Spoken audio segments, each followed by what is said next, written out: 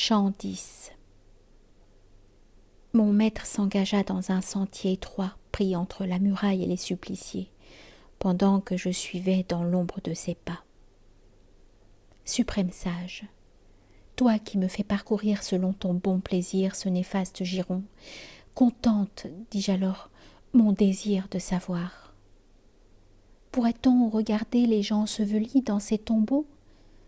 J'en vois les couvercles levés et personne n'est là qui puisse l'interdire.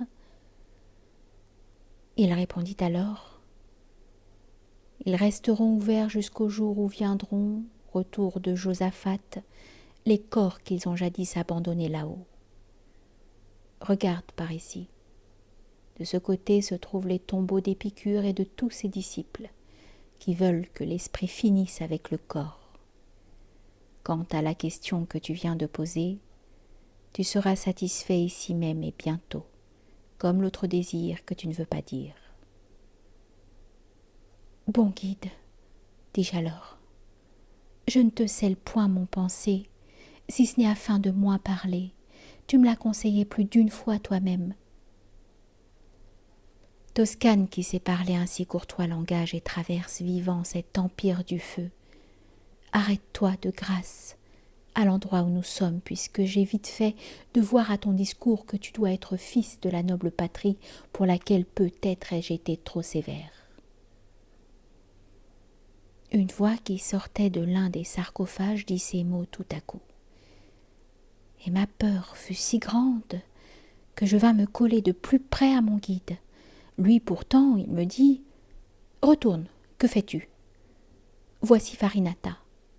Tu vois comme il se dresse, dépassant son tombeau de la tête et du buste. » Je m'enhardis assez pour regarder comment sa poitrine et son front s'étaient soudain dressés comme pour mépriser de plus haut tout l'enfer. Et la main bienveillante et prompte de mon guide me poussait doucement vers lui parmi les tombes, pendant qu'il me disait: « Ne t'entretiens pas trop. » Sitôt que j'arrivai plus près de son sépulcre, me toisant un instant, il finit par me dire, non sans quelque dédain: « Quels étaient tes ancêtres ?» Moi qui ne demandais que lui faire plaisir, je lui dis promptement ce qu'il voulait savoir, ce qui fit qu'à la fin il fronça le sourcil. « C'était, dit-il alors, des ennemis terribles pour moi, pour ma maison et pour tout mon parti, en sorte que j'ai dû les chasser par 2 fois. Si tu les as chassés, ils sont bien revenus, et l'une et l'autre fois, lui répondis-je alors, cependant que les tiens n'ont pas appris cet art. » À ces mots se dressa sous le même couvercle un esprit découvert jusqu'au ras du menton, et qui devait rester sans doute agenouillé. Il scruta tout d'abord les alentours, voulant s'assurer qu'avec moi personne ne venait, et sitôt qu'il eut vu ses doutes dissipés, il me dit en pleurant: « Si tu pus pénétrer dans nos noires prisons grâce à ton bel esprit, où se trouve mon fils? Pourquoi viens-tu sans lui? » « Je ne suis pas venue de moi-même, lui dis-je. Celui qui m'attend là m'a conduit jusqu'ici. Peut-être ton Guido ne l'aimait pas autant. » Son discours, en effet, ainsi que son supplice, m'avait déjà rendu manifeste son nom, et je sus lui répondre assez pertinemment. Il se dressa d'un coup en s'écriant: « Comment? Ne l'aimait pas? Alors il n'était donc plus vivant? Le doux éclat du jour ne baigne plus ses yeux? » Et comme il s'aperçut qu'avant de lui répondre je m'étais arrêtée, cherchant une réponse, il tomba de son long et ne se montra plus.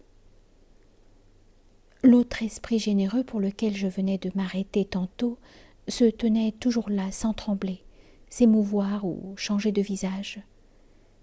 Il dit en reprenant le fil de nos propos: « S'il est vrai que les miens n'ont pas appris cet art, cela me peine plus que cette sépulture. Cependant, Le flambeau de la dame qui règne ici-bas brillera moins de 50 fois que tu pourras savoir si cet art coûte cher. Et puisses-tu sortir à la douce lumière, explique-moi pourquoi ce peuple est si cruel envers ceux de mon sang dans les lois qu'il a faites. » Je répondis alors: « Le terrible massacre qui fit jadis rougir les flots de l'Arbia dans notre temple a mis ce genre d'oraison. » Il me dit en hochant la tête et soupirant: « Je n'y fus pas le seul. Et si parmi tant d'autres j'étais là malgré tout, ce n'est pas sans raison. Vous oubliez pourtant que je fus bien le seul lorsque l'on prétendait anéantir Florence, à vouloir m'opposer envers et contre tous. Par cette longue paix que je souhaite au tien, lui demandai-je alors, ôte-moi de ce doute qui ne me permet pas de juger librement. Car si j'ai bien compris, je vois que vous pouvez prévoir ce que le temps doit amener plus tard. Mais vous ne voyez pas ce qu'on fait aujourd'hui. » « Nous ne voyons, dit-il, tout comme les vieillards que les objets qui sont plus éloignés de nous. C'est là tout l'horizon que le ciel nous concède. Nous ne pouvons pas voir les objets rapprochés ou présents, et il faut que quelqu'un nous les dise, sans quoi nous ignorions ce qui se passe au monde. Pourtant tu comprends bien que de notre science, il ne va rien rester, à partir du moment où de tout le futur se fermeront les portes. Plein de contrition pour la faute commise, je dis alors: « Explique à celui qui tomba que son fils est toujours au nombre des vivants. Et si je me taisais au lieu de lui répondre, dis-lui bien que c'était à cause de l'erreur où j'étais et qu'enfin tu viens de dissiper. »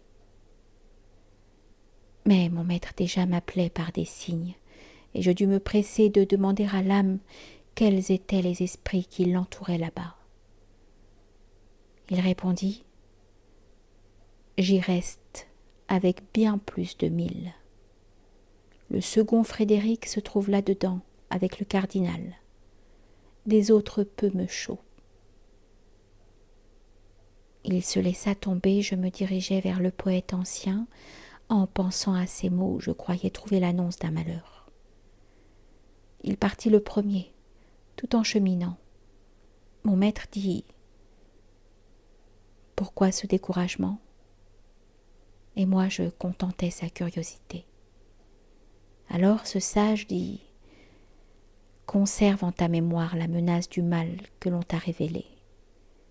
Et maintenant, écoute. » Et il leva le doigt. « Quand tu seras enfin devant le doux regard de celle dont les yeux découvrent toutes choses, elle t'enseignera de tes jours le voyage. » Puis il prit un chemin qui descendait à gauche. Nous laissâmes le mur et passâmes au centre, par un sentier qui tombe et débouche au vallon dont montait jusqu'à nous l'immense puanteur.